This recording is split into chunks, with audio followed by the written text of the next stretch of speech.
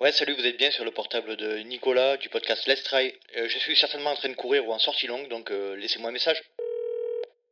Hello Nico, c'est Guillaume de Course Épique. Je te souhaite tous mes vœux de bonheur pour cette nouvelle année à toi et à Let's Trail, ton podcast que j'apprécie particulièrement. Je profite de ce message pour te parler de mon podcast Course Épique, le podcast Running et Trail qui fait vivre dans chaque épisode une histoire de course hors du commun grâce au témoignage de son invité.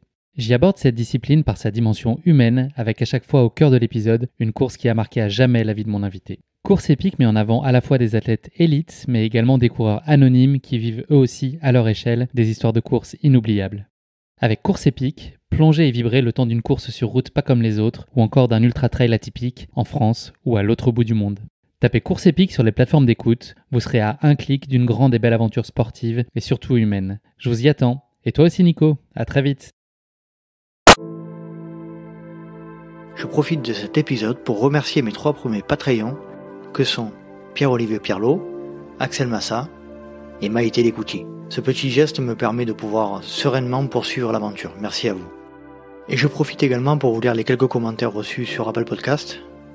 Donc le premier est de Rémi Carpediem, qui nous dit « Super job, toujours aussi bien, tu es mon évasion pendant ce deuxième confinement. Malgré 15 marathons, beaucoup de trails longs et même ultra, on revient parfois à la base et tu nous fais du bien. » Je te remercie énormément Rémi Carpediem. Un autre message de Nico66490. Encore un super moment passé à écouter cet épisode, merci Nico. Zinzin est un personnage dans le monde du trail, je suis toujours impressionné à la fois par ses vidéos, son côté humble et pour autant ses performances. John Elieva qui nous dit c'est sympa, détendu, on passe un bon moment. Luvi45, merci Nico de nous faire voyager avec tes rencontres et tes invités. Découvert pendant le confinement, je suis un auditeur fidèle de ton podcast. Seb, du podcast À côté de mes pompes. Je vous invite à aller écouter le podcast À côté de mes pompes de Seb. Un message de Raphaël Grieco, c'est vraiment un super podcast punchy, des invités hors du commun et inspirants, et des interviews très bien menées. Ne faisant pas de trail, ça me donne presque envie d'en faire. Keep going Nico. Raph du podcast Runway Série, et je précise que Raph est le responsable du groupe Podcast Maker dans lequel je suis. Merci à toi Raph pour tout ce que tu fais. Un autre message de Russell Addiction, un de mes grands classiques dans les oreilles en sortie longue, un podcast intéressant et des invités enrichissants. Un autre message de Coluche6, une pratique sportive peu mise en avant et pourtant si belle. Merci Nicolas. Message de Kylian Tang, Kylian d'ailleurs qui a un podcast sur l'actualité sportive. Avis à tous les passionnés de trail et même de course à pied, n'hésitez pas à vous arrêter sur ce podcast et à écouter l'ensemble des épisodes. Un très bon podcast avec des invités, tous les plus passionnants les uns que les autres. Continue comme ça. Je te remercie énormément Kylian. Et je vous invite à aller écouter le podcast de Kylian, Sport Podcast. Un autre message de Silver Trailer, j'écoute depuis 2019 tes podcasts et j'ai complètement remplacé la musique par les podcasts depuis. Vous faites partie de mes podcasts favoris et je ne loupe aucun de vos épisodes. Merci pour tout votre travail, afin de nous fournir des épisodes de qualité. Je vous souhaite le meilleur pour cette nouvelle saison et toutes les prochaines qui suivront. Merci énormément Silver. Un autre message de MSA Win, je suis un gros consommateur de podcasts et notamment ceux parlant de sport et de running. Celui-là est spécialisé dans le trail mais aborde des tas d'aspects connexes. J'aime beaucoup le parti pris du créateur de prendre le temps lors de l'interview. On sent que c'est un passionné et ça transpire de son podcast. Bref, c'est idéal pour les sorties longues. Un énorme merci MSA Win.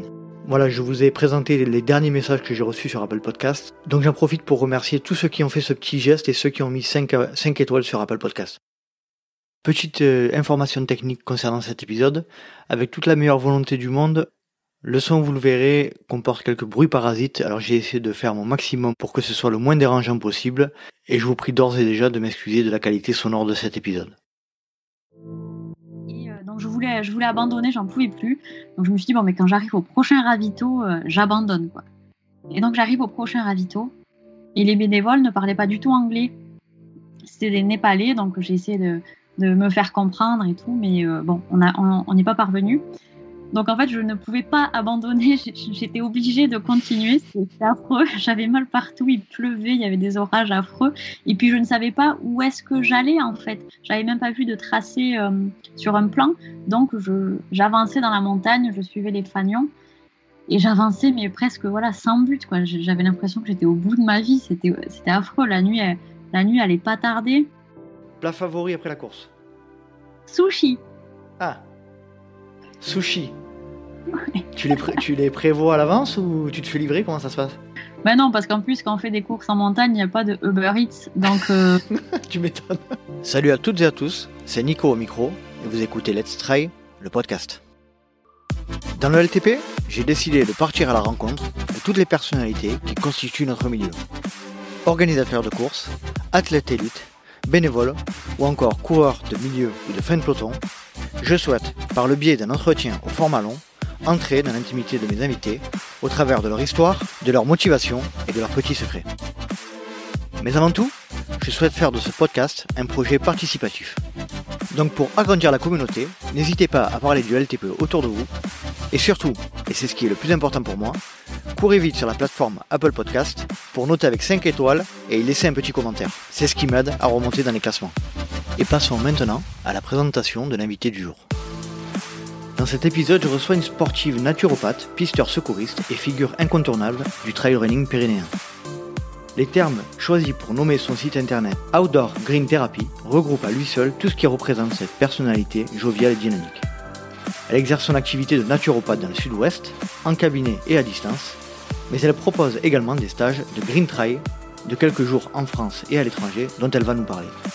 Mais mon invitée est aussi une athlète de haut niveau puisqu'elle arbore un palmarès de 40 victoires. Nous évoquerons donc dans un premier temps son parcours de vie puis professionnel. Elle nous fera part de ses premiers pas de sportive puis de traileuse, de ses plus belles et de ses pires expériences en trail et de ce que lui a apporté et peut nous apporter la naturopathie dans le trail running. Je ne vais pas vous faire patienter plus longtemps. Voici ma conversation avec Safia Lise Saïgui. Ce soir je suis avec Safia Lise. Safia Lise, je te souhaite la bienvenue et je te remercie de nous rejoindre sur le podcast. Merci beaucoup Nico de m'avoir invité. Je suis honorée de faire partie de la liste d'invités. Ah ben, je t'en prie, c'est normal. Safia Lise, déjà, comme on le fait habituellement dans le podcast, pour ceux qui ne te connaissent pas, est-ce que tu pourrais te présenter en quelques mots si possible ? Oui, donc je m'appelle Safia Lise, j'ai 29 ans. J'habite dans un petit village de montagne dans les Hautes-Pyrénées. Côté professionnel, j'ai plusieurs casquettes, c'est-à-dire que l'hiver, je suis pisteur secouriste depuis plusieurs années en station de ski, mais je suis aussi naturopathe spécialisée dans l'accompagnement de sportifs, principalement d'endurance. D'accord. Tu peux évoquer avec nous ton parcours depuis ton enfance, donc tu as toujours grandi dans ce village des Pyrénées ? Oui, pas très loin, hein, je suis restée proche de la vallée. On est dans le 66 là, on est où ? Le 65. 65. Ouais, 66, c'est les Pyrénées-Orientales. Ouais. Moi, c'est vraiment les Pyrénées centrales, on va dire. Et j'ai toujours habité en montagne. C'était vraiment quelque chose d'important pour moi. Puis voilà, j'ai eu une enfance, on va dire, classique pour quelqu'un des montagnes. Donc, je faisais du ski tous les hivers. Et voilà, de fil en aiguille, je suis devenue pisteur. D'accord. Dans un environnement de village montagnard, donc avec une station de ski à proximité ? Oui, il y avait plusieurs stations de ski à proximité, donc c'était assez pratique. Après, j'aimais pas forcément aller au ski club et compagnie. C'était pas quelque chose qui me plaisait. La compétition ne me plaisait pas trop. Donc, j'allais au ski, mais pas forcément en ski club. Alors, est-ce que tu peux nous citer la station de ski dans laquelle tu allais ? C'est une toute petite station familiale des Hautes-Pyrénées. Ça s'appelle Val-Louron. C'est vraiment tout petit. C'était vraiment familial. C'était super sympa de pouvoir apprendre dans ces conditions, quoi. C'était vraiment chouette.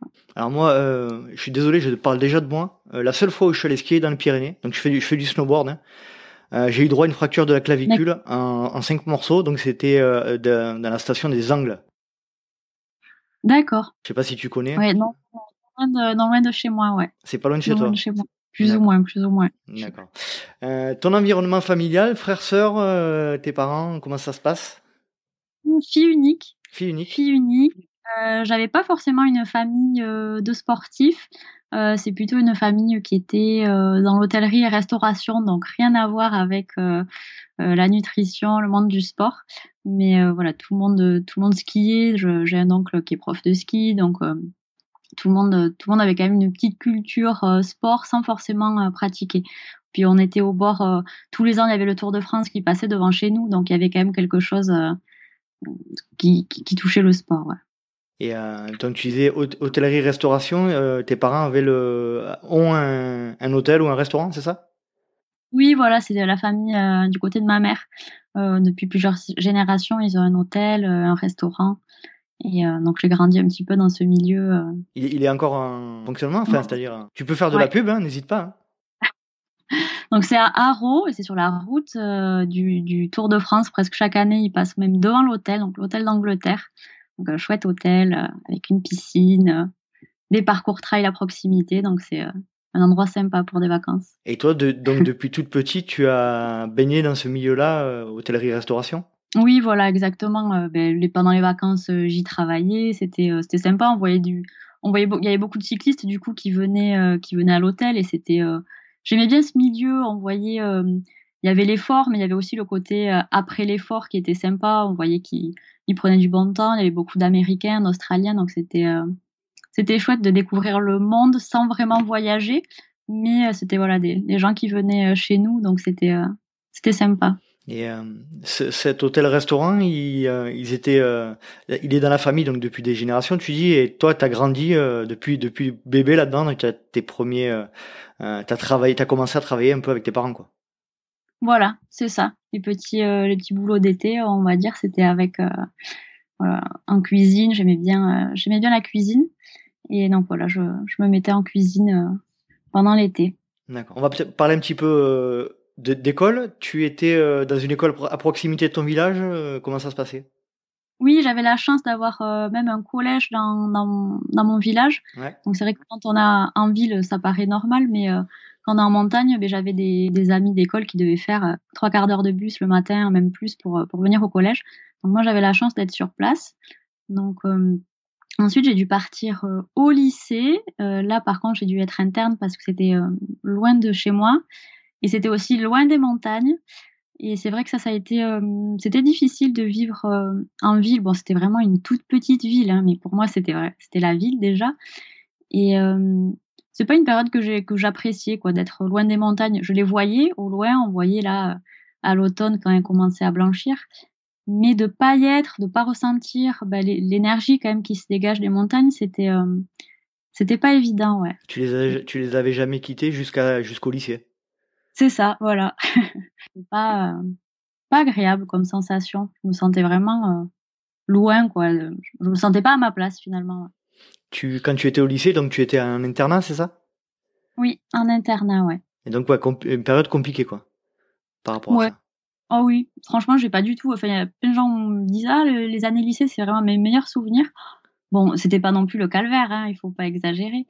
Mais pour se développer, je trouve, comme j'aurais voulu, c'est vrai que s'il y avait eu le lycée dans les montagnes, ça aurait été quand même sympa. Ouais. Mais j'avais quand même de la chance parce qu'il y avait une option montagne au lycée, une section montagne. Donc de temps en temps, on allait quand même en montagne. Donc j'arrivais quand même à avoir mes petites bouffées d'air pur. T'as bouffé d'oxygène. Ouais, voilà. Et donc du coup, tu montrais aux autres comment ça se passait en montagne, quoi.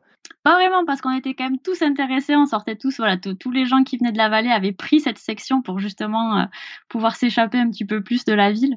Donc on s'entraidait, on apprenait aussi beaucoup de choses. Donc on avait de la chance d'avoir cette section dans notre lycée, ouais. Donc qu'est-ce que tu passes comme tu es en bac général, c'est ça, à cette époque-là? Ouais, c'était un bac général.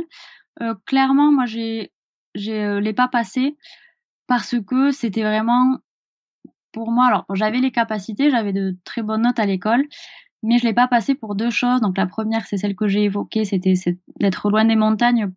C'était vraiment dur pour moi de vivre loin de cet élément. Et deuxièmement, j'aimais pas la façon dont les choses étaient transmises, les choses qu'on apprenait.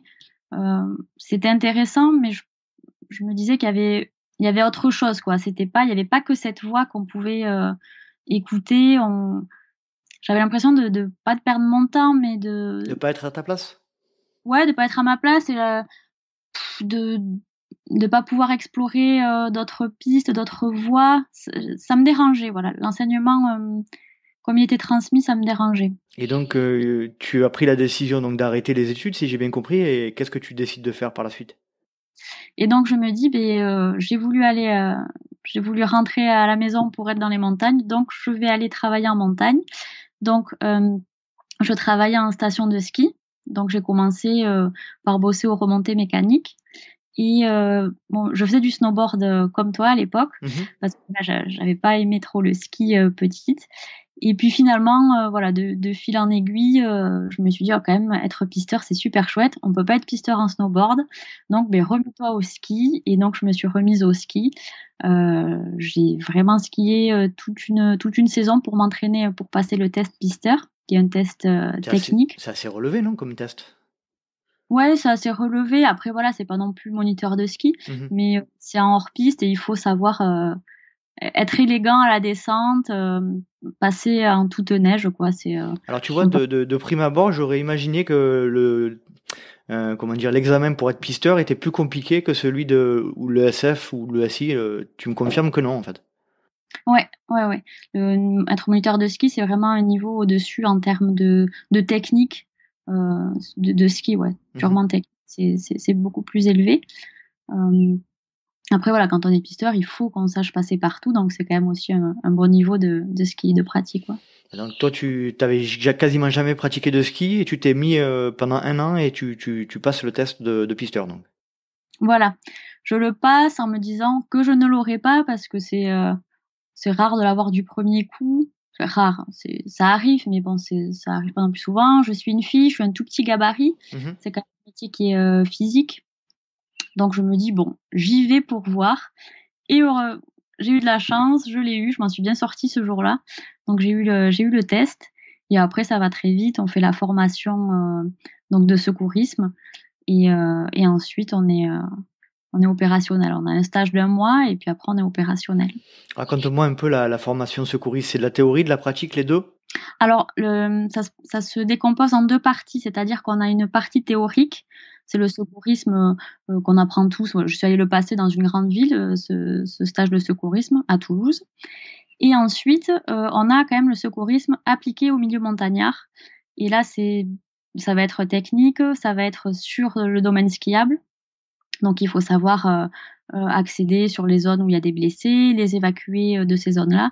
Et donc là, ouais, ça va être quelque chose de technique. On est tous les jours sur le terrain, on est dehors, donc c'est super chouette. Quand il fait beau, c'est super chouette. Quand il y a la tempête, c'est un peu plus compliqué. C'est sûr.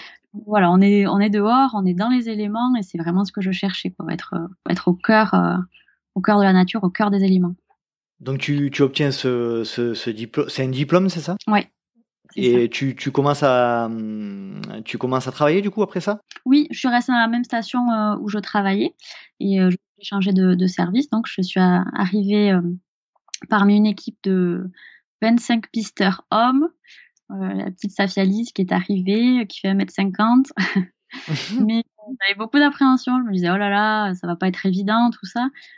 Et finalement, ben, ça s'est bien passé. Ils ont bien vu que si j'étais là, c'est parce que je savais bosser. Et, on s'est tous très bien entendus. Et puis, les saisons qui ont suivi, il y a d'autres filles qui sont arrivées. Donc, c'était chouette aussi de pouvoir travailler avec d'autres filles. On s'entraidait bien et ça amène quelque chose d'autre au métier. On pense différemment. C'est pas une légende, quoi. S'il y a un problème, on va pas agir de la même façon parce que inévitablement, on n'a pas la même force physique, par exemple. Donc, on va essayer de mettre en place d'autres stratégies pour arriver à parvenir à nos fins. Donc, c'est intéressant comme approche. Tu es dans une équipe de 25 bonhommes. C'est ça. T'es pas vieille, t'as quel âge à l'époque? Tu dois avoir Allez, 25 ans, non? je devais avoir 24, ouais, 24 ans. Ça doit pas être évident quand même, j'imagine, d'arriver dans un contexte pareil. Oui, j'étais la plus jeune aussi, voilà, la seule fille. Mais bon, on se dit que les hommes de la montagne, ils sont bourrus et pas forcément aidants, mais ça n'a pas du tout été le cas, quoi. Ils ont été bienveillants, ils voulaient me montrer le métier, donc ils voulaient m'apprendre comment bosser, donc non, c'est une chouette période, ouais. Et du coup, tu t'es mis dans quelle position, toi, d'ouverture, effectivement, peut-être aussi une femme qui arrive dans un milieu exclusivement d'hommes et qui se sent déjà de base pas à l'aise. Peut-être que toi, tu t'es senti à l'aise dès le début et il y a pas eu de soucis de comportement. Du coup, ça s'est peut-être bien passé pour ça aussi. Oui, parce que voilà, je suis arrivée, je faisais déjà du trail, j'avais déjà mon petit niveau en trail, donc il ils savaient que physiquement, j'étais présente, quoi. J'étais pas là, j'allais pas de suite me reposer sur eux. Donc ça, c'était un point important quand même, je pense. Ça les a rassurés, entre guillemets, de voir que j'avais la caisse, je pouvais porter des charges, je pouvais... voilà, physiquement, sur de l'endurance, j'avais le même niveau qu'eux, voire mieux. Donc ça passait. Après, c'est sûr que oui, des charges trop lourdes, non, forcément, je pouvais pas les porter. Mais voilà, sur certains secours, c'était bien qu'il y ait une nana qui arrive. Ça pose parfois un petit peu. Sur certains blessés, ils aiment bien avoir une femme, ça les rassure. Puis t'as l'air posé en plus, donc tu devais rassurer pas mal les victimes. Oui, voilà. Donc on se complète tous, quoi. C'est vraiment un travail d'équipe, quoi. Être pisteur, on peut pas être pisteur seul. La montagne, c'est un beau milieu, mais c'est quand même un milieu austère, hostile.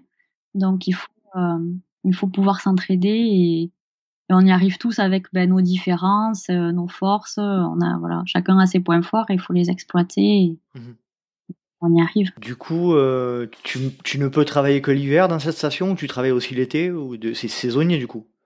Et oui, c'est saisonnier. Et en plus, avec le réchauffement climatique, les saisons, elles sont quand même de plus en plus courtes. Alors, je te coupe, mais c'est une petite station de moyenne altitude ou ça va haut? Quel est le contexte?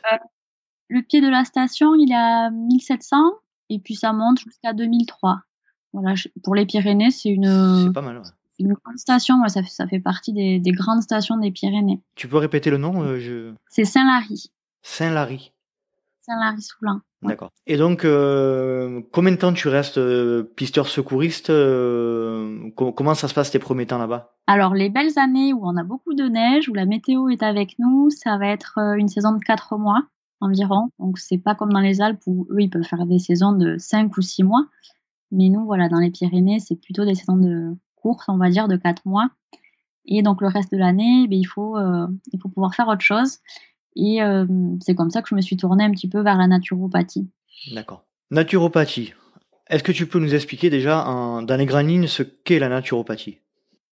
Oui, alors la naturopathie, c'est une approche où on a une vision globale de la personne avec des techniques naturelles.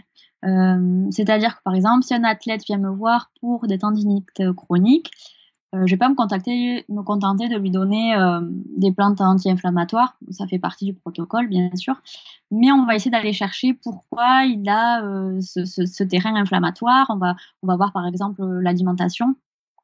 Qu'est-ce qui fait que dans son alimentation, peut-être, il pourrait y avoir un terrain inflammatoire. Et donc voilà, on essaie d'avoir vraiment cette vision globale. Et côté pratique, un naturopathe, il va travailler avec des huiles essentielles, des plantes, des oligo-éléments et surtout la nutrition. Moi, je me suis spécialisée en nutrition sportive et c'est vraiment un facteur important dans la performance, mais aussi pour son bien-être au quotidien. D'accord. Pour revenir au commencement de l'histoire, qu'est-ce qui t'a donné envie de choisir cette branche-là? Je pense que c'est mon évolution personnelle à travers le sport. Je pense vraiment qu'il m'a amené à la naturopathie. De base, j'avais quand même une vie saine. C'est vrai que quand j'ai commencé, par exemple, à allonger un petit peu la distance en course à pied, je me suis posé la question, mais qu'est-ce que je vais manger? Donc, au début, j'ai fait un peu comme tout le monde. Je suis allée à Decathlon et j'ai acheté des petits tubes avec des mixtures étranges à l'intérieur. Je vois très bien de quoi tu parles. Là, ça m'a pas vraiment réussi. Digestivement, c'était pas top.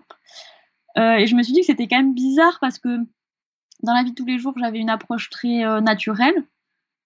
Je faisais du sport pour me faire du bien, pour être au contact de la nature. Et là, j'allais manger un tube d'une alimentation. On ne sait même pas ce qu'il y a dedans. Quand on regarde la liste des ingrédients, ça n'existe pas sur Terre à l'état naturel.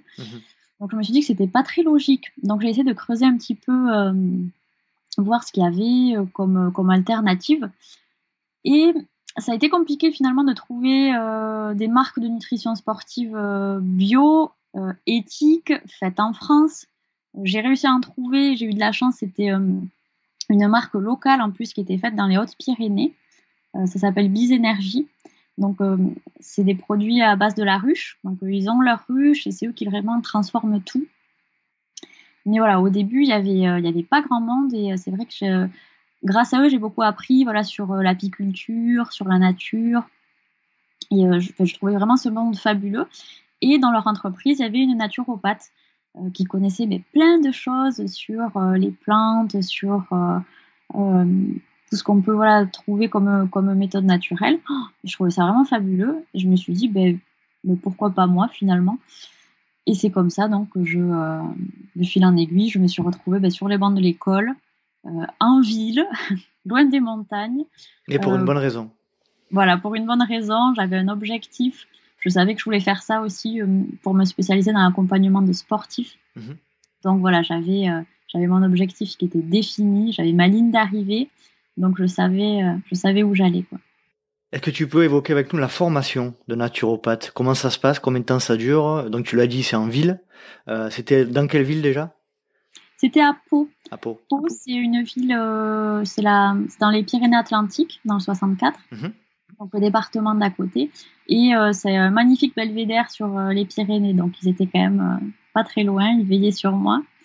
Et donc c'est une formation en présentiel, parce que c'est vrai que chez les naturopathes, la formation n'est pas reconnue par l'État. Donc il y a tout un tas de formations avec des qualités de programmes vraiment différentes. Moi, je tenais vraiment à être en présentiel pour pouvoir poser toutes les questions que j'avais. J'en avais beaucoup. Donc, c'était pour moi, c'était vraiment essentiel d'être en face d'un prof et d'avoir une classe aussi. C'est stimulant. Chacun pose des questions auxquelles on n'a pas forcément pensé. Donc, c'était une super expérience. Combien de temps ça dure, cette formation? Alors, normalement, celle que j'ai faite, elle se fait en 2 ans. Mais dans la façon où je fonctionne en sport, c'est un peu pareil. Je suis un peu tout ou rien. Donc, il y avait la possibilité de la faire en 1 an. On n'a été que 2 à la faire en 1 an parce que c'est vraiment intense. C'est une masse de travail vraiment énorme. Il y a beaucoup d'infos quand même à engranger, donc ça a été vraiment intense, quoi. Pendant 1 an, j'ai pas trop couru, quoi. C'était un rythme de combien tous les jours sur les bancs de l'école et combien d'heures par jour? Alors, c'était une formation pour adultes, donc on avait cours en fait tous les week-ends. D'accord. On avait 9 heures de cours par jour chaque week-end, et ensuite voilà, clairement toute la semaine c'était consacré aux révisions parce que c'était vraiment intense, quoi. D'accord. Une fois que tu as cette formation, ce certificat, tu te mets directement à ton compte? Oui, je me suis lancée de suite à mon compte. J'ai fait des consultations à distance, donc ça, je continue à le faire. C'est quand même pratique pour accompagner des gens qui sont loin. Et maintenant, j'ai aussi un cabinet à Toulouse, dans un centre de cryothérapie. En ville? En ville, oui, c'est ça? dingue. C'est incroyable. Mais c'est un centre où on reçoit que des sportifs. Il y a un médecin du sport, il y a une masseuse, il y a une ostéo. Et donc, c'est un cercle très sympa. Je voudrais revenir un petit peu à la formation. C'est quoi les jalons que vous avez appris pendant cette formation principalement? S'il y a des thèmes à retenir principaux? On fait beaucoup de biologie parce qu'il faut savoir comment fonctionne le corps humain. Donc ça, on a fait beaucoup de biologie. Et ensuite, ça va être tout ce qui est étude des plantes, étude de l'alimentation, les oligo-éléments, les soins qu'on peut apporter au corps à travers, par exemple, l'argile, des choses comme ça. On balaye vraiment plein de méthodes naturelles pour essayer d'avoir vraiment plein de cordes à son arc pour pouvoir prendre en charge ensuite des problématiques différentes. Tu souffres d'un déficit de reconnaissance par rapport à cette activité-là de manière professionnelle, ou par exemple, tu disais tout à l'heure qu'à Toulouse vous étiez dans un cabinet où vous regroupez plusieurs spécialités. Tu sens que tu n'es pas tout à fait considéré comme tu souhaiterais? Alors, dans certains endroits, ça peut être le cas. Par contre, voilà, le médecin du sport qu'il y a dans le centre Cryo Sud à Toulouse, c'est quelqu'un de très ouvert. Et justement, il n'hésite pas quand il a des patients qui ils pensent que voilà, la naturopathie pourrait les aider à me les orienter. Moi, je sais que j'ai confiance dans mes capacités, dans les études que j'ai faites et surtout dans ce que j'ai fait après. C'est-à-dire que les études pour être naturopathe, c'est une base. Mais ensuite, voilà, là, j'ai encore terminé une formation de nutrition sportive. Je lis beaucoup, je me documente. Donc, j'ai vraiment confiance en mon apprentissage. Donc, je n'ai pas vraiment un manque de reconnaissance. Par rapport à d'autres pays, je me dis que oui, c'est quand même dommage de ne pas pouvoir exercer de façon un petit peu plus... officielle ou ouais, mais voilà, plus reconnue. plus reconnue. Ouais. Mais j'ai quand même... les personnes que je suis, j'ai des résultats. Sur certaines personnes, c'est pas que ça change leur vie, mais presque, voilà, sur des problématiques digestives, par exemple. Donc... c'est en exerçant où je me suis dit, ben oui, ok, j'ai peut-être pas un métier reconnu par l'État, mais je sais que je suis utile à des personnes, donc ça me convient. C'est chouette, c'est très bien. Je voudrais lire un petit peu la description de ton site internet. Ma vision de la naturopathie est d'allier un comportement sain et réfléchi pour nous aider à mieux apprécier notre quotidien et à améliorer nos pratiques pour que chacun puisse parvenir à un bien-être global. Donc c'est bien ce que tu disais tout à l'heure. Hein. C'est la naturopathie, c'est une approche globale de la santé par les éléments naturels. Quels qu'ils soient. Voilà, c'est ça. J'ai bien résumé ? Bon. C'est exactement ça. Quelles sont pour toi les plus grandes satisfactions aujourd'hui ? Tu en as un peu parlé juste avant concernant la naturopathie. Tu as constaté des résultats assez flagrants sur certains de tes patients, mais quelles sont les plus grandes satisfactions pour toi ? Mais voilà, c'est de se dire que à mon échelle, je peux aider. Je peux aider aussi donc voilà, des personnes qui ont des problématiques un petit peu complexes, mais ça peut aussi être juste pour du bien-être ou de la performance. Et puis c'est aussi de pouvoir montrer qu'il n'y a pas qu'une seule façon de faire. Voilà, au début, tout à l'heure, je parlais des gels avec des listes d'ingrédients inconnus dans la nature, mais il n'y a pas que ça en fait. Il y a tout un tas d'autres choses beaucoup plus naturelles qui marchent. Et donc voilà, pouvoir montrer qu'il y a autre chose, qu'il y a une autre voie, pour moi c'est quand même c'est important. On va parler un peu de toi. Comment tu t'appliques à toi-même ? Forcément, tu disais que tu avais une vie assez saine, mais tous tes principes et tout ce que tu donnes aux autres, tu te l'appliques à toi-même. Donc j'imagine que tu dois retirer certains bénéfices de la naturopathie aujourd'hui. Oui. Par exemple, au début de ma pratique en course en montagne, c'est vrai que j'étais quand même assez sujette aux tendinites, par exemple. J'avais un terrain inflammatoire. J'avais des petits soucis digestifs aussi. Et c'est vrai que en changeant un petit peu mon alimentation, donc sans parler de régime végétarien ou de régime, voilà, sans parler de ça, juste en faisant quelques petits ajustements, j'ai plus ces petits soucis, par exemple. Donc, au quotidien, alors c'est bien pour mon sport, mais c'est aussi bien pour mon quotidien. Donc ça, on voit de suite, voilà, qu'il peut y avoir des points positifs et facilement accessibles, parce que parfois, là, quand je dis voilà que je change un petit peu de façon de manger, je ne mange pas que des graines, je vous rassure. De la viande, je peux boire du vin. Voilà, la naturopathie, c'est pas être triste en mangeant ces 3 graines en espérant vivre 300 ans. C'est juste adapter un petit peu son quotidien à la façon dont on vit, tout simplement. Voilà, c'est facile, c'est pas austère, c'est pas un truc de farfelu, du luberlu, c'est facile. Revenir à quelque chose de plus simple et plus naturel, quoi, globalement. Exactement. J'ai une question parce que moi, tu parlais des tendinites tout à l'heure.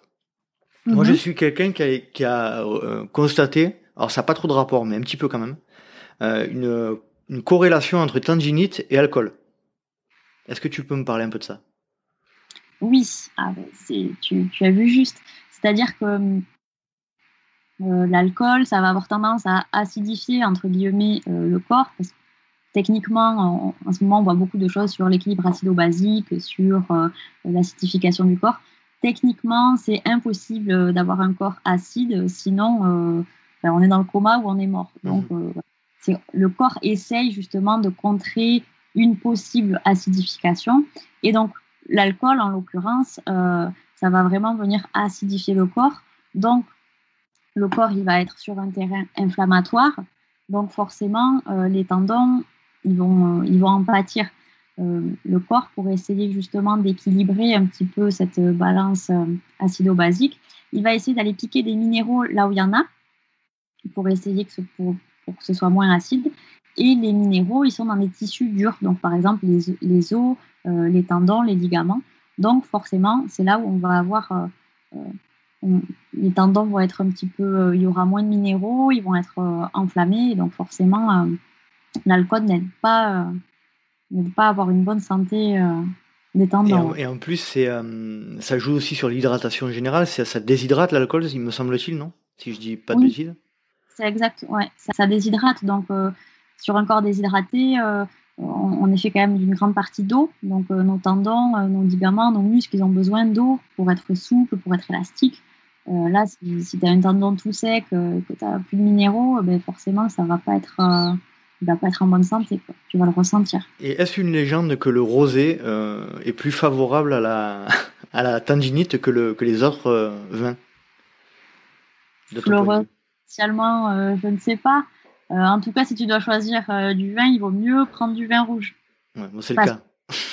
Des tanins, donc ça, c'est bon pour tout un tas de choses, pour la santé cardiovasculaire. Mais c'est vrai que les autres vins, c'est plus des vins plaisir, même si le vin rouge, bien sûr, reste un plaisir.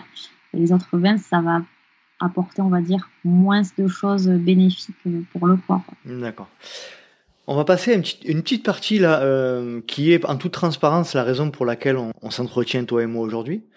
À vrai dire, c'est notre rencontre provient de la société Spirup ou Spirup, S-P-I-R-U-P, qui est en fait une société qui est gérée par Julien Bataille et Anthony Rambert à Buros dans le 64 et qui produit de la spiruline.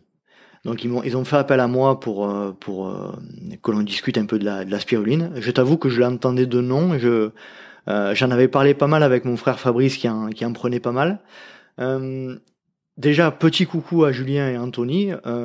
Est-ce que tu peux nous parler un petit peu, toi qui connais leur activité, et nous expliquer ce qu'est la spiruline? Alors la spiruline, on va dire que c'est une microalgue qui se développe dans les eaux douces. Donc, c'est pas dans l'eau de mer ni l'eau salée, c'est vraiment une eau douce.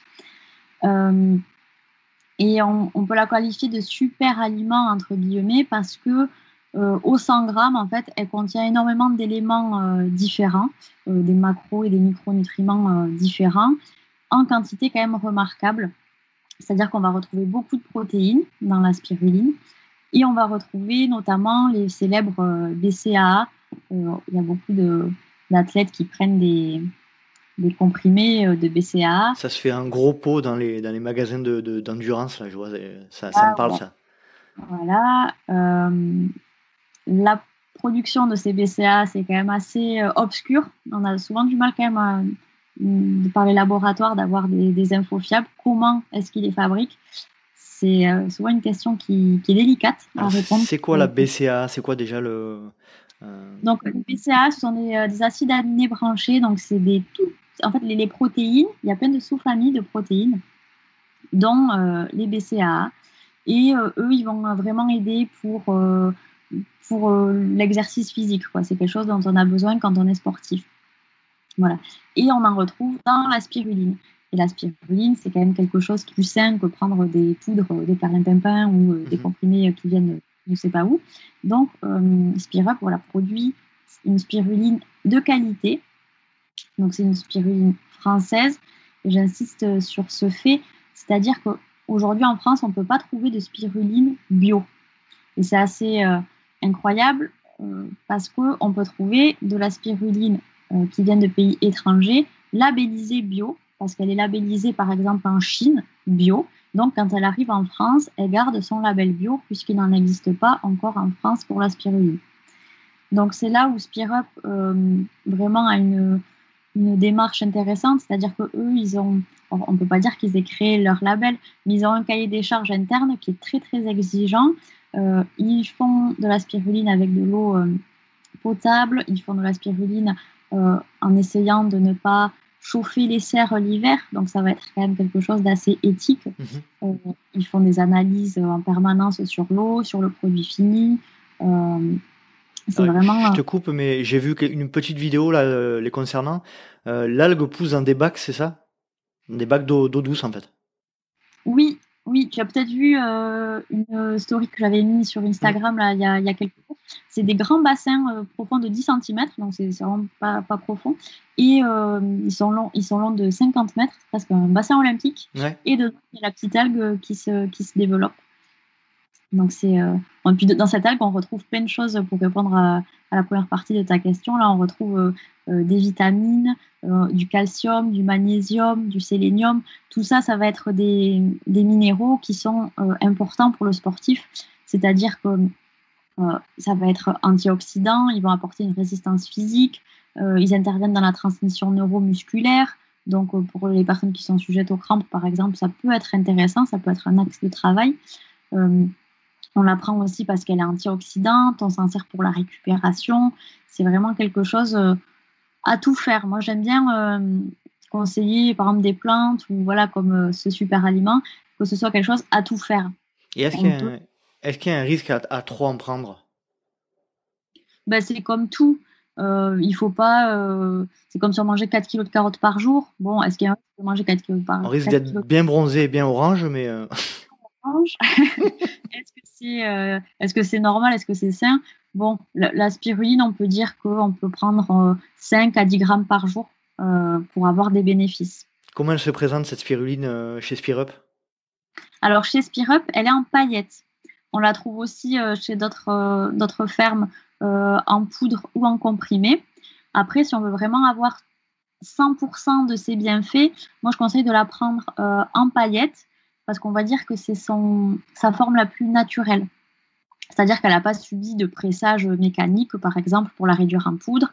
Et si en plus on doit la mettre en comprimé, il va y avoir ensuite un agglomérant qui va se rajouter à la pression mécanique dessus. Donc forcément, elle va avoir perdu un petit peu de ses propriétés. Ouais. Donc la paillette, après voilà, il faut aimer le goût.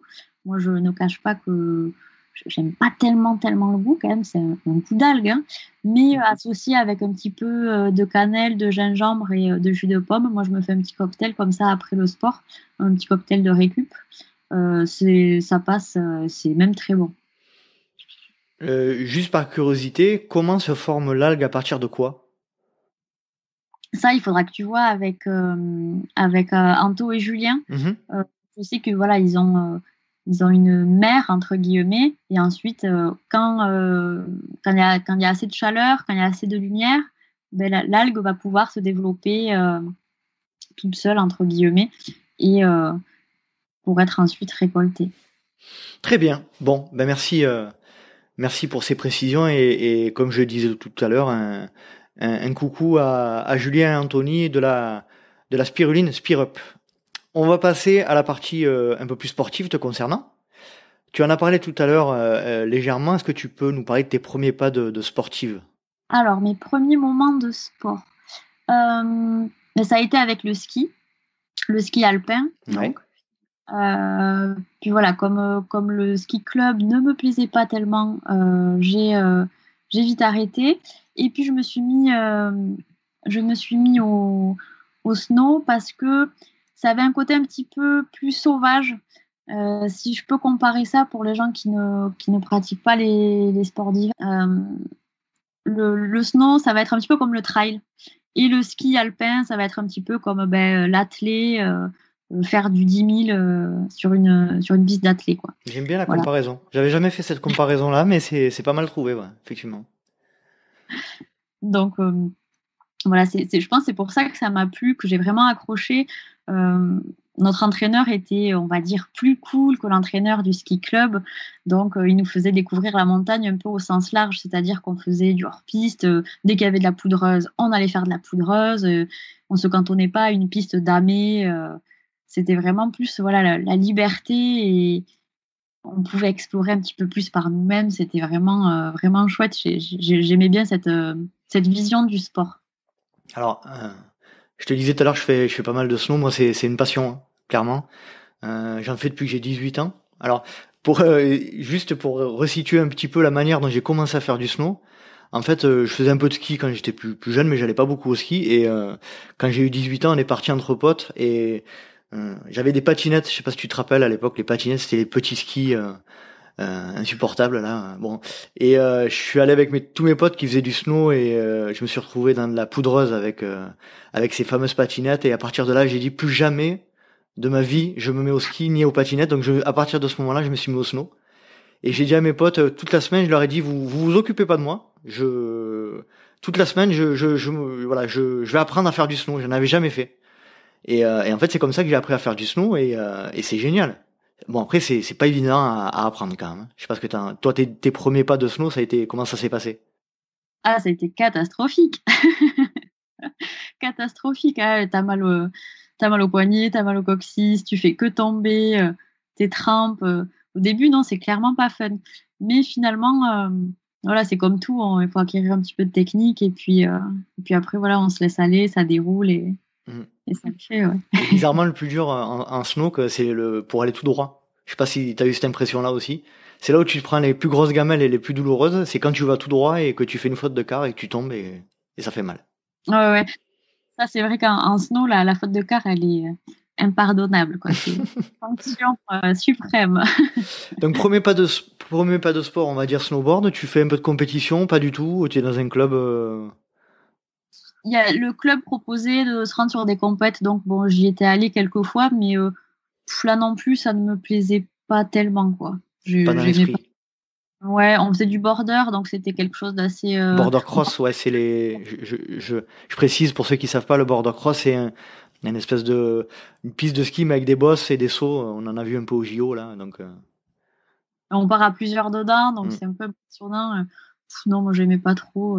J'étais un tout petit gabarit quand même, donc j'aimais pas tellement ces compètes, ouais.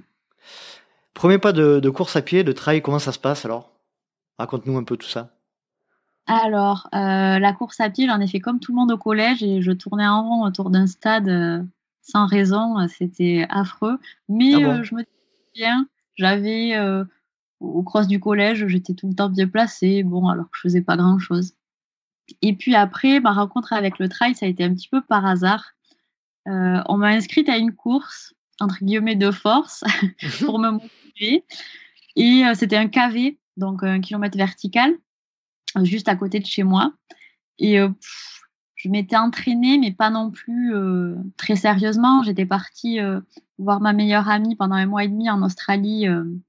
J'étais revenue 1 mois avant la course. Donc bon, j'étais en Australie, j'avais pas du tout couru. Et en revenant, bon, ben, je m'y suis mis, je voyais la date arriver.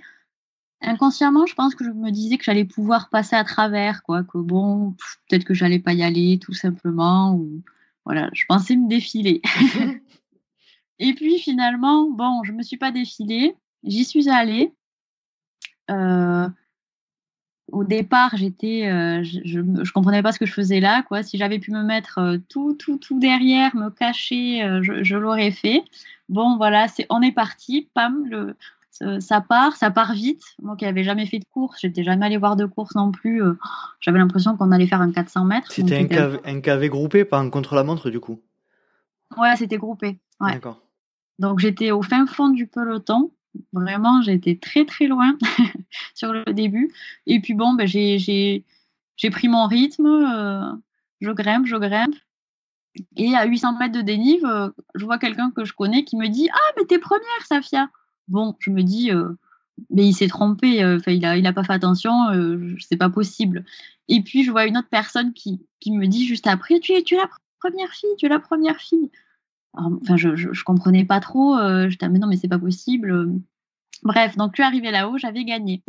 D'accord. Donc, je comprenais pas, quoi. Pour moi, c'était un peu bizarre de s'inscrire à une course comme ça, de gagner. J'en avais jamais fait. Toi, en plus, qui était à fond tu étais à fond dans la compétition. Tu t'es dit, mais qu'est-ce que je fais là, quoi? C'est exactement ça. Donc, je me suis dit, peut-être qu'il fallait effectivement que je creuse un petit peu plus, que je m'entraîne vraiment, parce que les autres filles qui étaient sur le podium avec moi, elles s'entraînaient, elles faisaient des courses, elles avaient déjà fait des ultras et tout. Mais t'avais un foncier avant ça ou pas? Tu faisais du sport, hein? Non, je faisais du snow l'hiver, 4 mois, hein, c'était pas non plus. C'est énorme. C'est énervant ce que tu dis là quand même. Mais oui, non, mais moi je me mettais à la place des filles, je savais plus où. Clairement, sur le podium, je disais, mais c'est pas du tout ma place, qu'est-ce que je fais là? Oh là là, c'est bizarre quand même, bref.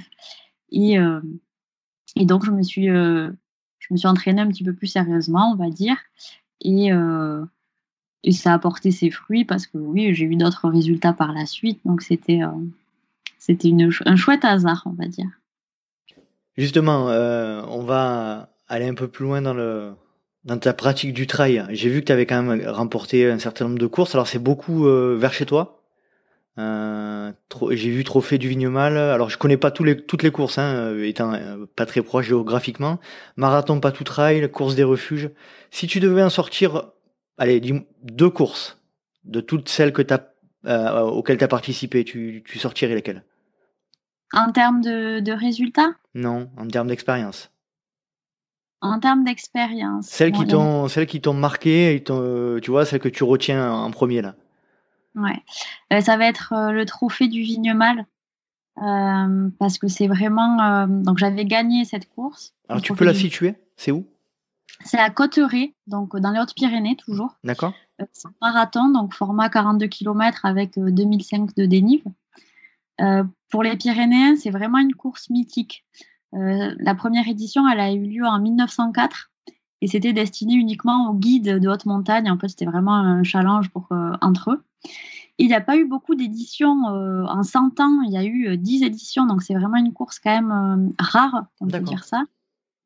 Puis voilà, c'est mythique, c'est le départ du village, on monte au sommet qui est à 3298 mètres, c'est le plus haut sommet des Pyrénées françaises. D'accord. Donc pour les Pyrénées, c'est un sommet qui est légendaire, qui est mythique, il est splendide en plus quand on le voit en photo, c'est vraiment une très belle montagne. C'est le Mont Blanc des Pyrénées, quoi. Voilà. Ça c'était vraiment côté émotion, ça a été au début de la course à pied, je m'étais dit oh là là, si un jour je gagne le Trophée du Vignemal, presque j'arrête de courir, quoi. Alors c'est sûr que c'est pas l'UTMB, c'est pas des grandes courses comme ça. Moi ça m'attire pas tellement ce genre de course. Moi je suis plutôt dans le ressenti, tout ce qu'on peut avoir autour de cette course qui est l'authenticité plutôt. Voilà, c'est hyper authentique. On part de Cotteret, il y a un seul ravito sur les 42 bornes. C'est de l'eau. Il n'y a pas de ravito. C'est pas de l'alpinisme, mais on part avec un petit baudrier, avec une petite longe. On a 2 mousquetons quand même pour se longer, pour atteindre le sommet. Donc c'est une très très belle course. Et ils ne la font pas chaque année, donc je l'ai fait 2 fois et j'aimerais vraiment la refaire. J'appelle ça, moi, le syndrome Daft Punk. Moins tu vois les choses et plus tu as envie de les voir. Tu vois, les mecs, ils sont toujours avec leur casque et voilà. Bref, t'as le record de la course, il me semble? Oui, j'ai le record de la course. On est 2 à avoir le record. On l'a pas établi en plus la même année, c'est rigolo, mais on a mis exactement le même temps. C'est vrai? Notre grande coureuse des Pyrénées. Donc, c'est chouette. Ouais, c'est cool. Si tu avais une deuxième course à retenir? Une deuxième course à retenir, c'est dur là, parce qu'il y en a plusieurs qui ont été grandioses. Mais toujours à Cotteret finalement. Parce que voilà, quand ils ne font pas la course, quand ils ne font pas le Trophée du Vignemal, ils organisent la course des refuges. C'est une course de 53 km avec 3500 mètres, il me semble, de dénive, de mémoire. Et c'est une course ultra technique. Je pense qu'il y a 50 km de cailloux. D'accord. Voilà. C'est épuisant. À la fin, donc j'avais gagné aussi cette course. Et à la fin, j'étais pas fatiguée physiquement. Bon, bien sûr, j'avais les muscles qui avaient bossé, quoi. Mais visuellement, je n'en pouvais plus d'être hyper attentive sur le terrain. Ça a été le plus dur, quoi, de devoir être toujours toujours attentive au terrain, aux cailloux. Il y avait plein de cailloux de formes différentes, des pierriers. C'était épuisant. On voit que tu es attaché à ta région, à tes montagnes, à tes Pyrénées. Tu t'es essayé à te confronter à d'autres courses, mais pas dans ta région? Oui, je suis allée une fois dans les Alpes faire une Sky Race, la Sky Race des Mathésins. Ah, ben, elle a lieu ce week-end. Ah oui, ils l'ont déplacée ce week-end. Oui. Ben, j'espère qu'ils sont meilleurs que la fois où j'y étais allée. C'était catastrophique, ils avaient failli l'annuler, il neigeait et il y avait un brouillard à couper au couteau, on ne voyait absolument rien. Donc voilà, je n'ai rien vu des Alpes, c'est dommage. Et ensuite, j'avais fait une course en Malaisie. Alors on devait pareil faire un sommet à 4000, mais il y avait eu un typhon qui a fait que j'y suis allée 2 fois, et 2 fois j'ai pas pu la faire à cause des conditions météo.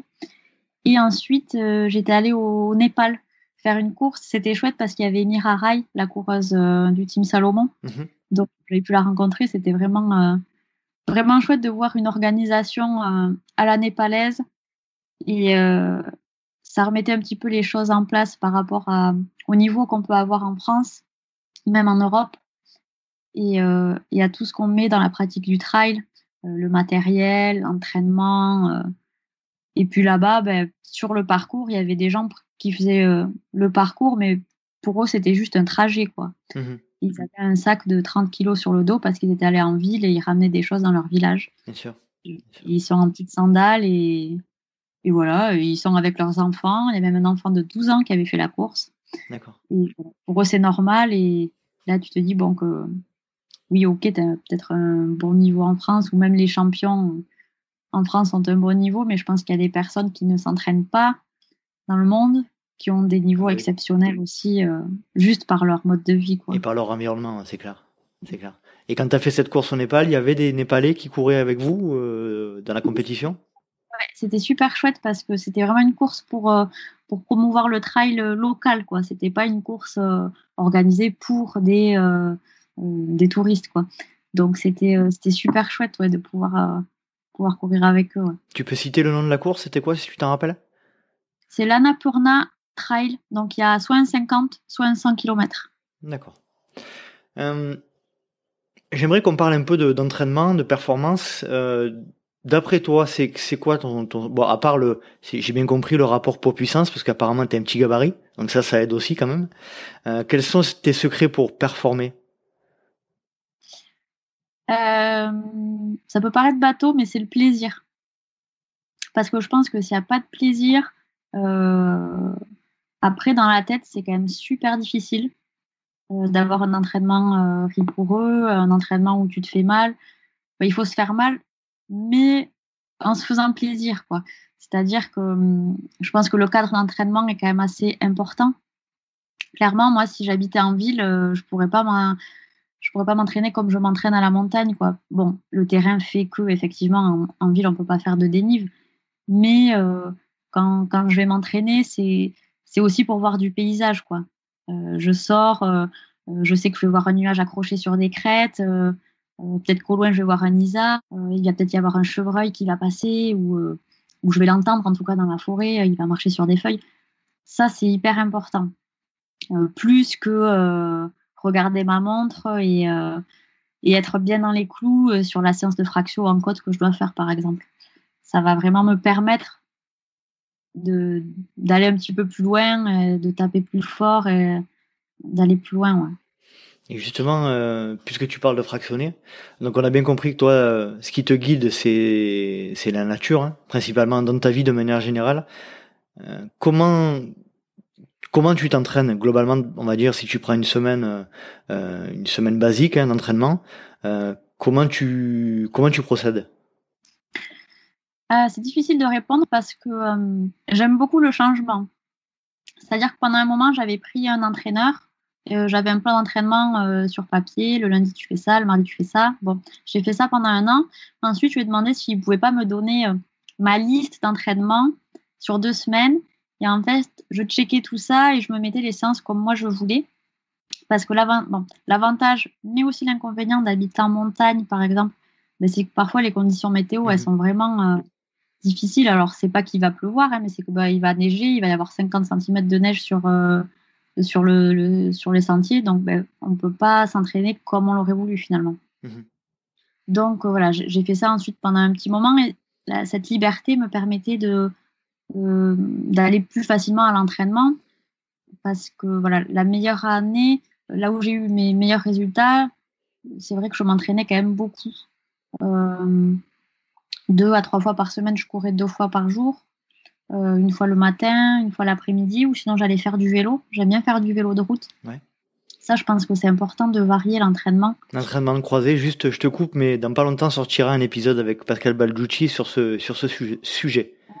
Super, ouais, je l'écouterai vraiment avec intérêt parce que je pense que c'est vraiment un facteur important pour d'être polyvalent. Ok, on fait de la course à pied, on veut être fort en course à pied, mais je pense que le corps, il est fait pour savoir faire plein de choses. Si on peut même rajouter, je sais pas, de la danse ou autre chose, bouger différemment, je pense que c'est hyper important pour l'endurance, pour les muscles, et puis pour la tête aussi. Et puis pour la tête, quoi, parce qu'à un moment donné, lasser les chaussures et partir, c'est sympa, mais voir autre chose, ça fait du bien, quoi. Moi, l'hiver, j'ai de la chance de pouvoir faire du ski de rando, du coup, pour varier. Ouais. Je fais pas de vélo, mais je fais du ski de rando. Donc ça, je pense que c'est vraiment important de varier et de pas vouloir à tout prix faire une séance rentable à chaque fois aussi. Bon, après, si tu as la possibilité de faire 2 ou 3 séances de ski de rando par semaine, ça remplace largement, à mon avis, les 2-3 séances de course à pied, quoi. Oui, mais on ne travaille pas du tout de la même manière les muscles. C'est-à-dire qu'à l'hiver, là, quand j'arrive à l'hiver, j'ai des muscles en mode course à pied. C'est-à-dire que quand je vais mettre les skis, la première descente, mais je vais avoir l'impression de ne pas du tout avoir de muscles, d'avoir des jambes toutes molles, alors que pourtant, ça fait 8 mois que je cours. Donc, j'ai quand même des muscles qui sont présents. Et idem, quand, à la fin de l'hiver, finalement, quand on arrête la saison de ski, même si moi, je continue à courir tout le temps, mais voilà, on travaille les muscles vraiment d'une façon différente. Et quand on reprend la course à pied un petit peu plus intensément au printemps, j'ai l'impression de ne pas avoir des muscles adaptés à la course à pied. Mais je pense que c'est quand même bien de pouvoir varier. Comme ça, le corps, il faut qu'il sache s'adapter aussi tout le temps. C'est intéressant comme approche, je pense. Bah, moi, je suis d'accord absolument. Il y a pour moi, 2 piliers fondamentaux à l'entraînement. Après, à mon petit niveau, hein, j'ai un niveau au milieu de peloton, mais diversité, progressivité. Moi, c'est les deux piliers qui me parlent. Ouais, ça c'est intéressant, la progressivité. Moi, je pense qu'à un moment donné, je me suis fait un petit peu happer par ma passion. Voilà, à une époque, voilà, comme je disais, j'allais m'entraîner peut-être 10 fois par semaine. Avec le métier physique que j'avais l'hiver, j'allais quand même m'entraîner 10 fois par semaine. Ouais, t'avais des petites semaines, quoi. Ouais, voilà, tranquille. Souple. Voilà, souple, tranquille, tout en récup. Et c'était... en fait, j'aime l'effort. Je pense qu'on est nombreux comme ça à aimer l'effort, quoi. J'aime faire une séance de traction en côte et d'avoir mal aux poumons et d'avoir les muscles tétanisés. Je trouve ça super chouette, c'est l'effort. Mais à un moment donné, je pense que je voulais trop avoir cette sensation tout le temps. Et tu t'en es rendu compte comment? Que tu étais dans l'excès? Tu vas faire une course et t'exploses complètement, quoi. Tout simplement, voilà, je pense qu'à un moment donné, j'en ai un peu trop fait même. Et sur des courses, voilà, format marathon, alors que je m'étais entraînée de la même manière, mais du coup plus. Donc on se dit qu'on va gagner en temps. Mais voilà, sur des courses, j'avais une heure de plus. Sur un marathon que je connaissais parfaitement bien, tout ça. Donc là, tu te dis que ton corps, il est fatigué, quoi. Il faut peut-être lui laisser le temps de récupérer tranquillement et qu'il se fasse du bien autrement que sur du fractio, quoi. Il y a d'autres choses. Comme dit souvent Pascal, le repos, c'est l'entraînement. Et c'est une grosse partie de la préparation. Ouais. Mais voilà, je pense que quand on est passionné, on a du mal à s'arrêter. Bon, ça, c'est quelque chose que j'ai vraiment intégré maintenant que voilà, la récup, c'est de l'entraînement, ça fait partie intégrante de l'entraînement, ouais. C'est clair. J'aimerais que tu abordes avec nous. Alors, c'est chouette, hein, ton site internet est vraiment bien foutu. Il est beau en plus. Je crois que c'est toi qui l'as fait, il me semble. Si j'ai Oui, pas de... j'ai passé des heures et des heures. Ah Je ben, suis contente. félicitations parce qu'il est très bien fait, il est chouette. Est-ce que tu peux nous parler des stages Green Try que tu organises? Alors, il me semble, principalement en France, mais aussi à l'étranger. Est-ce que tu peux nous en parler? Oui, alors j'ai lancé ça parce que plusieurs personnes m'ont demandé si j'organisais des stages. Ben, je dis, ah ben non, non, j'en organise pas. Mais enfin, pourquoi vous aimeriez que j'en organise?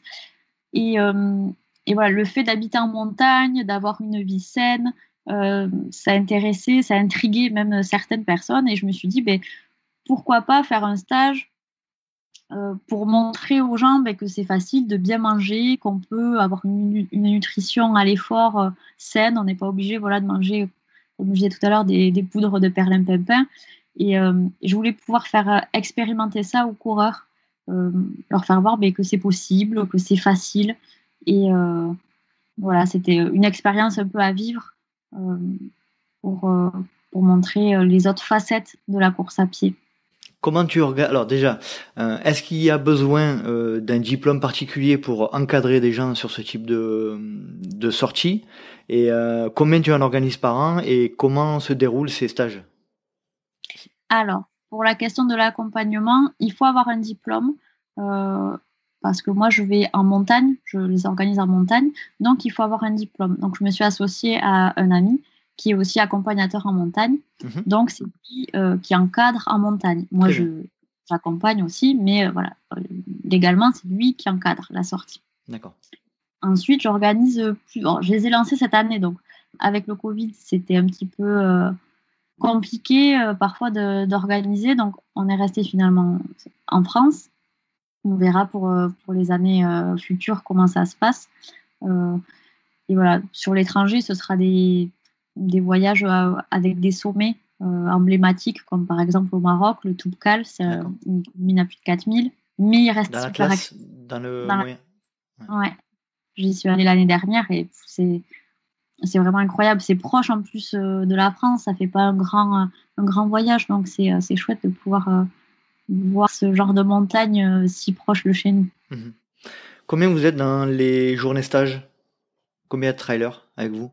8 à 10. 8 à 10 parce que on veut que ça reste un petit cocon, quoi. C'est pas une grande colonie de vacances, c'est voilà un petit cocon où on veut pouvoir échanger aussi ben, personnellement avec chaque participant, voir s'ils ont des problématiques, et puis échanger aussi ben, sur leur vie, de façon que ce soit un petit peu, ouais, voilà, comme un petit cocon, quoi. Un petit moment suspendu en montagne, dans des beaux paysages. Donc, c'est bien de rester en petit comité quand même. Et là, le but, c'est quoi? C'est de donner des conseils sur la pratique, c'est faire aussi profiter de ta formation de naturopathe, tu essaies de mélanger un peu tout ça dans tes stages? C'est ça. Laurent a une approche très naturelle, on va dire, de la course à pied. C'est un coureur très minimaliste. Il fait beaucoup de travail de pied, de foulée. Et donc voilà, on peut faire des exercices dans ce style. Et puis après, voilà, tout au long de la sortie, ben, on échange sur la nutrition, sur des choses comme ça. Et voilà, j'apporte la touche de la naturopathe pour donner des conseils un petit peu différents de ce que l'on pourrait entendre normalement. Ah, tu peux nous parler un petit peu plus de Laurent, qui est-il? Et donc tu disais accompagnateur moyenne montagne, mais il est trailer aussi? Oui, les trailers, on s'est rencontrés sur des courses, c'était rigolo. On habitait dans la même vallée, mais on s'était jamais vus. Et une fois sur une course, ben, dans les Pyrénées-Orientales, on est arrivé sur la fin de la course en même temps, donc ben, on a commencé à discuter. Et voilà, c'est comme ça que s'est créée l'amitié. Il est accompagnateur en montagne depuis plusieurs années. Et lui, il est vraiment spécialisé dans les voyages, entre guillemets, de rêve. C'est-à-dire que voilà, il amène des gens, par exemple, au Népal, ou en Russie, ou en Arménie, en Iran, faire des voyages splendides, voilà, toujours en petit comité, au plus proche de la population, quoi. C'est pas un tour touristique guindé, ça va vraiment être dans l'échange, dans la rencontre et dans le partage. Donc un beau binôme là, entre toi et lui. Voilà, Je vous invite tous à aller sur Outdoor Green Therapy pour voir un peu ce que Safia et Laurent proposent. On va passer au moment breveté, corporate LTP, le moment extraordinaire. No comment sur le jeu de mots. C'est un moment unique, lié au trail, pas forcément le plus beau, mais le plus atypique et dont tu te souviendras toujours. Est-ce que tu aurais quelque chose en magasin? Alors, ça va être sur la course dont je parlais tout à l'heure au Népal, l'Annapurna Race. En fait, je voulais abandonner. J'étais lessivée. Je m'étais blessée l'été d'avant, c'était au mois d'octobre, la course. Je m'étais fait une entorse assez grave de la cheville, donc pendant 4 mois, je n'avais pas couru. Mais je m'étais déjà inscrite sur cette course et je voulais absolument la faire. Donc, je me suis lancée sur la course. Je n'ai pas eu de soucis de cheville, donc ça, c'était le bon point. Mais voilà, j'avais pas assez d'entraînement. J'étais exténuée. La course était vraiment difficile. Donc, c'était un 50 km. Mais on n'avait pas eu vraiment de détails du parcours. Donc, on ne savait pas trop où est-ce qu'on allait. On ne savait pas non plus combien il y avait de dénive. On savait qu'il y en avait au moins 2000, mais pas sûr. Bon, au final, je crois qu'il y en avait 3008. Et donc, je voulais abandonner, j'en pouvais plus. Donc, je me suis dit, quand j'arrive au prochain ravito, j'abandonne, quoi. Et donc, j'arrive au prochain ravito. Et les bénévoles ne parlaient pas du tout anglais. C'était des Népalais, donc j'ai essayé de me faire comprendre et tout. Mais on n'y est pas parvenu. Donc, en fait, je ne pouvais pas abandonner. J'étais obligée de continuer. C'était affreux. J'avais mal partout. Il pleuvait. Il y avait des orages affreux. Et puis, je ne savais pas où est-ce que j'allais, en fait. J'avais même pas vu de tracé sur un plan. Donc, j'avançais dans la montagne. Je suivais les fanions. Et j'avançais, mais presque sans but, quoi. J'avais l'impression que j'étais au bout de ma vie. C'était affreux. La nuit, elle n'est pas tardée. Et puis, tout d'un coup, je suis arrivée. Et j'étais presque déçue d'arriver parce que souvent, sur la fin des courses, on sait quand c'est bientôt la fin. Je m'étais perdue, donc en fait, j'avais fait 5 km en plus, donc je ne savais plus comment me référer par rapport à ma montre. Et puis, ouais, j'étais presque déçue d'arriver parce que j'avais pas eu le temps de me dire oh là là, l'arrivée, elle est là-bas, profite de tes derniers mètres et tout. Pouf, tout d'un coup, je suis arrivée. Et voilà, j'étais presque déçue d'être arrivée alors que j'avais voulu aussi abandonner quelques heures plus tôt. Donc, c'était des sentiments assez... C'était assez surprise. Et puis en plus, quand on arrive dans un petit village. On avait été couvert de colliers de fleurs. On m'avait mis une petite pastille rouge, là, comme ils font les hindouistes sur le front. Et c'était la grosse fête. Il y avait tout le village. C'était vraiment un chouette moment. C'était assez atypique, quoi, comme course. C'était pas un moment extraordinaire, ça? Ça, c'était extraordinaire. Ah, je me régale, je suis trop fier de mon jeu de mots. Est-ce que tu peux nous dire ton plus beau souvenir de trail, hormis celui-là? Bien, je vais me répéter parce que ça va être le trophée du Vignemal. Voilà, cette course mythique. Quand je l'ai gagnée, du coup, c'était vraiment... ça a été le début de quelque chose parce que je me suis rendu compte de mes capacités parce que ça faisait 2 ans que je courais et c'était quand même une belle course. Et puis en même temps, voilà, ça a été entre guillemets, la fin de quand on commence à courir et qu'on est complètement innocent et que on fait des courses et c'est rigolo, enfin, c'est chouette.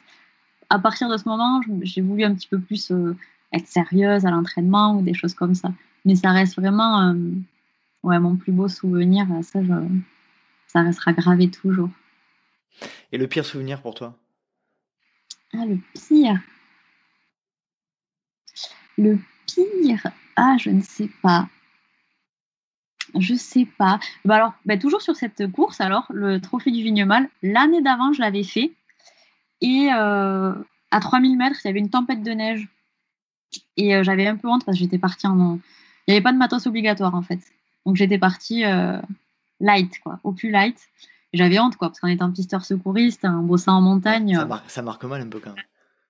C'était pas terrible, quoi. Et voilà, j'avais eu super froid, c'était vraiment l'horreur. D'accord. On va parler un petit peu de la communauté. Qu'est-ce que tu penses de l'esprit trail et de la communauté aujourd'hui?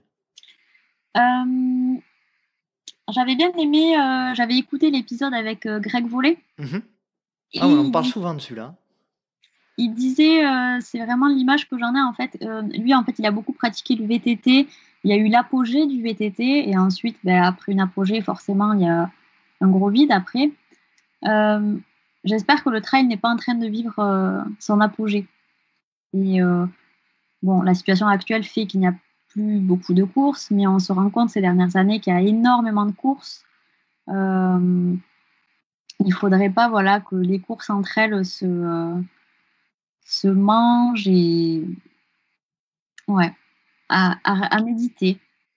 J'espère que ça va durer le plus longtemps possible. Moi, comme je disais à Camille Bruyas, là, dont l'épisode va sortir prochainement, là, parce que là on enregistre, on est mi-octobre, donc il sortira d'ici une petite semaine.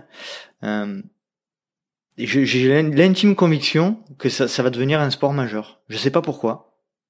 Majeur, j'entends majeur, un sport qui va durer. C'est un sport facile, c'est-à-dire que voilà, le VTT, il a eu peut-être son apogée, et ensuite il a connu, il a périclité un peu, mais voilà, c'est un sport. Il y a vachement de technique, il y a de la mécanique, tout ça. La course à pied, tu prends tes baskets, en gros, et tu pars, tu cours, voilà. Et il te faut juste des baskets et un peu de nature à côté de toi pour courir et pour qu'il y ait du trail, quoi. Donc c'est vrai que c'est quelque chose de facile et les gens le recherchent de plus en plus, je pense. J'habite en montagne, cet été, il y a eu beaucoup, beaucoup de monde en montagne, donc on voit que les gens avaient vraiment envie d'être plus proche de la nature, de voir autre chose. Donc forcément, ça va continuer, mais j'espère que ça va continuer dans la bonne voie, quoi. Parce que la nature, cet été, c'est bien que les gens aient voulu venir en montagne, mais c'était trop en fait. La montagne, elle pouvait pas accueillir autant de monde, quoi. Les sentiers étaient complètement saturés, il y avait beaucoup de déchets.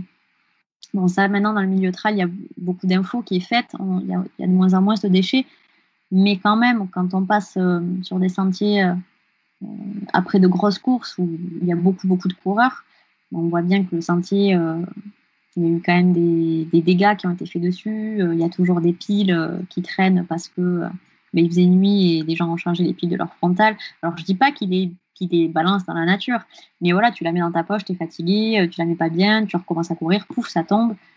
Et oui, tu ne voulais pas polluer, mais ta pratique a fait que finalement, il y a quand même eu un impact. Donc j'espère qu'on va réussir à continuer à profiter de la montagne sans la détériorer, quoi. Et de ton point de vue de Pyrénéenne, il y a quelle mentalité, tu perçois une différence de mentalité de ton côté de la France et par exemple de celui des Alpes? Ah ça, quand on est des Pyrénées et des Alpes, il y a toujours l'éternel combat entre les Pyrénéens et les Alpins, surtout pour les skieurs. Mais non, je pense pas qu'il y ait vraiment de différence majeure. C'est plutôt des choses pour se chambrer, quoi. Ça va pas être, c'est pas sérieux, quoi. D'accord. On arrive tranquillement à la fin de notre entretien. Est-ce que tu as un dernier message à faire passer? Ce serait de tenter, de dire aux gens, allez-y, quoi. Souvent, on se dit, ah, j'ai failli faire ça, j'aurais pu faire ci, j'aurais pu faire ça. Oui, mais tu l'as pas fait. Donc, vas-y, quoi, fonce. Alors, c'est vrai que parfois, tu ne peux pas, financièrement, c'est pas le bon moment, ou techniquement, c'est pas le bon moment, tout ça, mais essaye de mettre en œuvre des choses pour y arriver, quoi. Plante des petites graines qui, à force, ça va fleurir et tu vas pouvoir atteindre ton rêve. C'est un peu des grands mots, mais essayer de faire quelque chose que tu as envie, quoi. Tente, il faut dépasser nos peurs, il faut essayer d'entreprendre, voilà, pas des grandes choses non plus, mais tenter, quoi. Essayer et se jeter un petit peu pour voir ce que ça peut donner, quoi. Tu peux pas savoir à quel point ça me parle ce que tu dis. Je vais te citer un exemple personnel. J'ai toujours dit que je me mettrais un jour à jouer du piano. Et un jour, je me suis mis à jouer du piano. Du jour au lendemain, j'ai acheté un petit piano et je me suis mis un quart d'heure à jouer du piano tous les jours. Bon, il s'avère que je suis très doué. Bon, ça, mis à part, effectivement. Non, je déconne. Non, mais c'est ce que tu dis, c'est-à-dire, j'aimerais bien faire ça. Mais en voilà. fait, tu peux, ne serait-ce que par des petites bribes de un peu tous les jours ou 10 minutes ou, alors c'est vrai qu'après, il y a des gens qui sont beaucoup plus occupés, qui ont moins de possibilités que d'autres. Mais c'est dommage d'avoir envie de faire des choses et de pas les faire. Et de passer sa vie à pas faire les choses. Oui. Oui, on en entend beaucoup. Oh là là, qu'est-ce que j'aimerais faire ci, qu'est-ce que j'aimerais faire ça. Oh, j'aimerais trop habiter là. T'as trop de chance. Par exemple, des fois, on me dit, oh, tu as trop de chance d'habiter en montagne. Mais Moi, je serais capable de te le dire, ça, par contre. chance, mais voilà, parfois la montagne aussi, il faut essayer de Bien sûr. voir l'autre côté, voilà, quand il neige, que tu passes ta matinée à déneiger l'accès à ta maison, t'es un peu fatigué, tu te dis, ah, mais j'aimerais bien habiter en ville avec un ascenseur, ça serait quand même plus C'est pratique. sûr, c'est sûr. Mais voilà, il faut essayer de tenter d'y arriver. Et voilà, toi là, tu fais 15 minutes de piano par jour, c'est pas beaucoup. Mais tu vas apprendre à faire du piano comme ça. Et dans 10 ans, ce sera énorme. Le temps que tu auras passé à faire ces 15 minutes de piano, ça va rester. Il y aura quelque chose. Tu vas en tirer quelque chose. Donc, c'est super chouette. En plus, dans l'apprentissage, plus tu fractionnes l'apprentissage et mieux ça marche. Ouais, un peu comme en course à pied, quoi. Vaut mieux courir 5 Exactement. fois 1 heure que 5 heures. Le qualitatif, avant tout. Exactement. Safia Lise, où est-ce qu'on peut te suivre sur les réseaux sociaux et est-ce que tu peux rappeler ton site internet? Alors, mon site internet, c'est Outdoor Green Therapy. Je pense que tu le noteras dans la description du podcast. Et ensuite, vous pouvez me suivre sur Instagram, Safia Lise, tout attaché. Et sur ma page Facebook, Safia Lise Saïbi. Voilà, c'est les deux réseaux sociaux où je suis, pas quotidiennement, mais j'essaye d'être assez présente pour partager. Très bien. On va arriver à la conclusion de l'épisode avec les questions rapides, des réponses courtes et pas d'arguments. T'es prête? Ok, prête. Plat favori après la course? Sushi. Ah, sushi. Ouais. Tu les prévois à l'avance ou tu te fais livrer? Comment ça se passe? Ben non, parce qu'en plus, quand on fait des courses en montagne, il n'y a pas de Uber Eats. Donc, Tu m'étonnes. je les espère. Et si j'ai réussi à m'organiser, je les ai achetés en avance, mais ça ne m'est jamais arrivé. Et sinon, j'essaye de faire, en rentrant de la course, j'essaye de faire un petit détour par une ville pour me trouver un petit sushi. Boisson favorite après la course? Du kombucha. Est-ce que tu peux préciser, s'il te plaît? Alors, en détail. Le kombucha, c'est une boisson fermentée qui est super bonne pour le microbiote. Donc, après une course, le système digestif, il a quand même été mis à rude épreuve. Donc, c'est super bon. Il y a des bulles, donc ça fait du bien, je trouve, de boire des bulles après le sport. Ça a un super bon goût. Et voilà, On retrouve bien là la naturopathe. Voilà. Alors, la prochaine question, à mon avis, elle va servir à rien, mais bon, je vais la poser quand même. Gel, bar, les deux ou aucun des deux? Les deux, mais maison. Les deux maisons. Tu préfères grosse rafale de vent, grosse averse de pluie ou très grosse chute de neige? Très grosse chute de neige. Ah bah évidemment. Tu préfères les racines ou le verglas? Le verglas. Courir de nuit ou de jour? Jour. L'hiver ou l'été? L'hiver. J'aime pas l'été. T'aimes pas l'été? Non. T'aimes pas la chaleur? Pour Tu préfères courir en France ou à l'étranger? des raisons écologiques, je vais dire en France. Le matin, le midi ou le soir? Un peu des trois. Non mais ça t'as pas le droit. Alors on va dire le matin. Tu es plutôt en courant podcast, musique ou rien du tout? Rien du tout. Ah quel dommage. Je suis déçu. Désolé. Tu vois, t'avais tout bon jusqu'à présent. Mais T'avais tout bon jusqu'à présent, et puis là, voilà, c'est la chute. Tu préfères courir seul ou accompagné? seul. Seul? Ouais. Tu préfères être naturopathe ou être pisteur secouriste? Oh, quel dilemme. Eh ben oui, mais c'est le but. Hein. En plus, on peut pas détailler. Ben non, en plus, t'es obligé de choisir. Naturopathe, parce que je veux pas être fataliste, mais avec le réchauffement climatique, je pense que c'est un métier qui va vous paraître. Ok. Safialise, je te remercie énormément pour ces presque... Alors attends, je regarde combien on est. 1h23 d'épisode. J'ai pas vu le temps passer, c'était très très chouette. Mais merci à toi, Nico, de m'avoir invité. Je suis vraiment honorée. J'espère que les auditeurs auront pris autant de plaisir que j'en ai pris. C'était vraiment... j'en suis persuadé. C'était un épisode très agréable et on a appris plein de choses. Et puis on repasse un coucou à Spear Up. Hein. On les salue bien bas. Exactement, on leur fait un petit coucou. On leur fait un petit coucou. Bon, Safiali, je te souhaite une bonne soirée. Merci encore. Merci beaucoup. À bientôt. À bientôt. Salut. Et voilà, cet épisode est à présent terminé. J'espère que vous avez passé un agréable moment en compagnie de notre invité. Et je le remercie de nouveau de s'être rendu disponible pour un épisode du LTP. Si vous souhaitez rejoindre la communauté du LTP, rien de plus simple, rendez-vous sur Instagram à Let's Try le podcast, sur Facebook à Let's Try, sur YouTube à Let's Try, ou alors je vous laisse taper Let's Try le podcast sur les moteurs de recherche et vous tomberez sur mon site internet.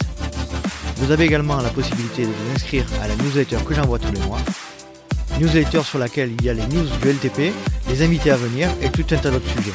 Vous trouverez le lien d'inscription sur les différents moyens de communication. Et comme vous le savez, le Let's Try Podcast est un projet 100% bénévole.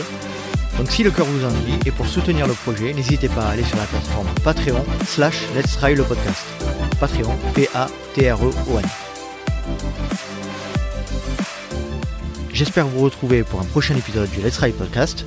Et d'ici là, n'oubliez pas, si vous pensez que c'est impossible, faites-le pour vous prouver que vous avez tort. Salut